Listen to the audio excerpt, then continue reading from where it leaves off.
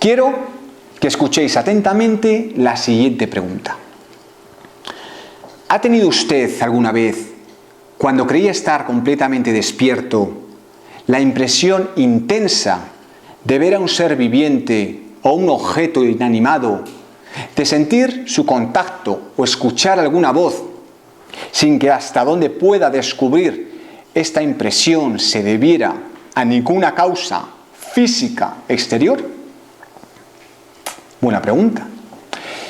De hecho, esta pregunta, realizada en 1882, marca un punto de inflexión en el tratamiento que los espíritus habían tenido hasta ese momento.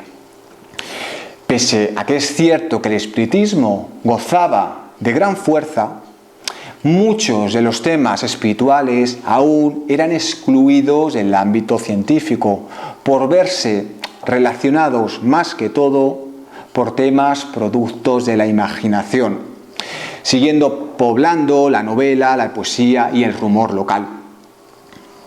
El racionalismo seguía desechando todo aquello que no se pudiera explicar. De hecho, si en algunos grupos hablabas de temas espirituales, corrías el riesgo de poder ser tachado de ignorante e incluso de oscurantista, fíjate.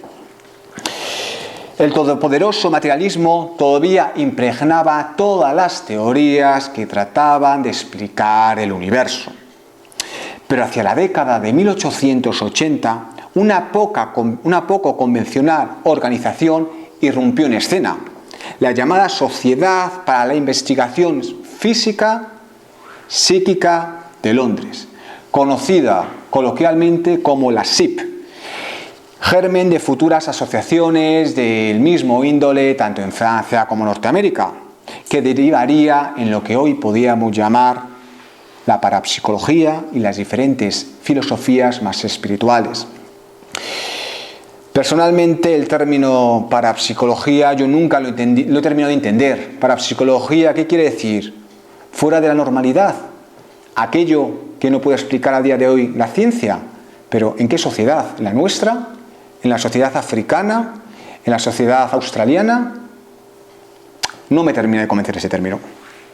La SIP fue un típico producto de su tiempo y convocó en su seno a un grupo heterogéneo de personas, derivadas de los diferentes sectores de la intelectualidad de aquella época, los cuales mezclaron sus inquietudes y opiniones con reconocidos espíritas de la época.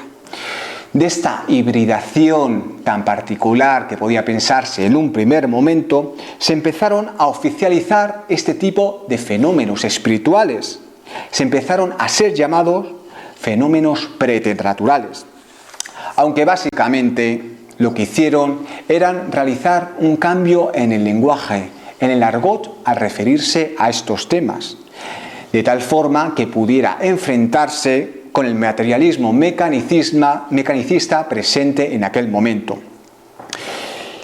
La primera publicación sobre experiencias más allá de lo material realizada por la SIP es editada en 1894 y es conocida bajo el título de Censo de Alucinaciones.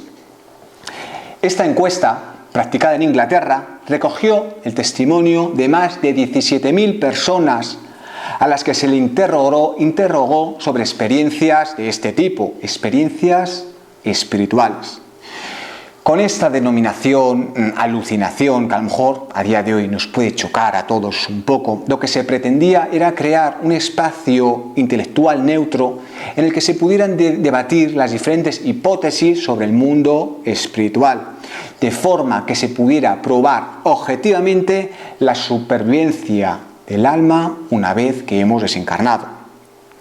Ya con la encuesta hecha y tras eliminar sueños y los efectos inducidos por la ingestión de alcohol y drogas, la SIP conservó únicamente 1.700 casos, fijaos, solo el 10% del total, los cuales respondieron a la pregunta que os he formulado hace unos minutos. De esos 1.700, solo 32 de los casos, es decir, el 1,5% de todos ellos, quedaron sin una interpretación racional, siendo suficiente para dejar entreabierta una puerta hacia aquello que no se podía explicar. Pero fijaos en la importancia de esto. Estamos hablando de método científico. Esto ya no se puede rebatir, ya no forma parte del folclore de mi abuela que vivía en un pueblo, no. Estamos hablando del método científico. El lenguaje tradicional, aquel derivado de lo religioso, fue desplazado por nuevas hipótesis, nacidas por un materialismo, sí, pero un materialismo agnóstico, que bien es cierto que no negaba la existencia de espíritus, y de hecho se le dio una serie de teorías más acordes al cientifismo que se pretendía alcanzar.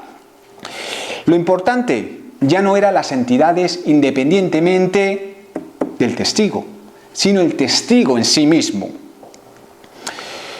Es imposible negar la importancia que tuvieron tanto la ciencia como la razón en estos años.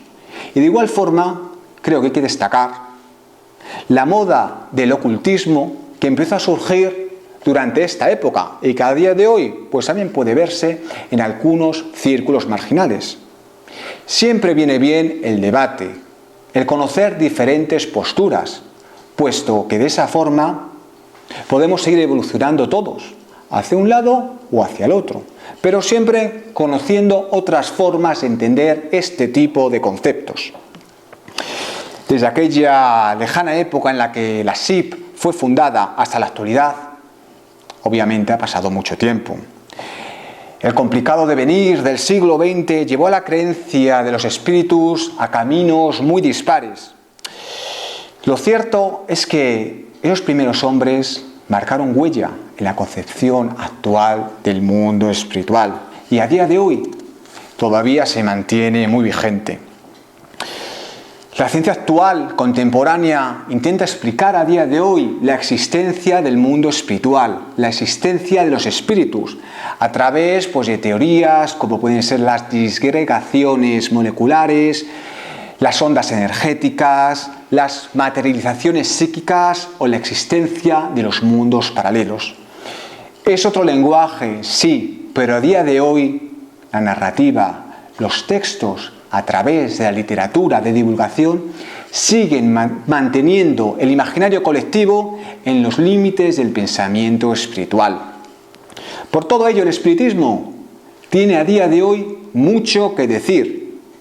Hemos podido comprobar cómo lentamente la ciencia ha ido abriendo los ojos a una nueva realidad, aunque bien es cierto que a día de hoy, de momento, no puede explicarse en su totalidad por el método científico, pero se está dando pasos de gigante para ese cometido. Hemos podido comprobar a lo largo de la historia cómo todo aquello que no se ha podido explicar fue desechado en su momento, pero luego con el paso de los siglos fue rescatado y explicado. Es cierto que a día de hoy todavía nos quedan muchas respuestas por conseguir, muchas preguntas que nos hacemos de forma constante. No pasa nada. Posiblemente todavía no estemos preparados para ese tipo de respuestas. Llegará un momento, que así será. Tenemos tiempo de sobra. Y si no es en esta encarnación, pues en la siguiente. Anda que no nos quedan encarnaciones.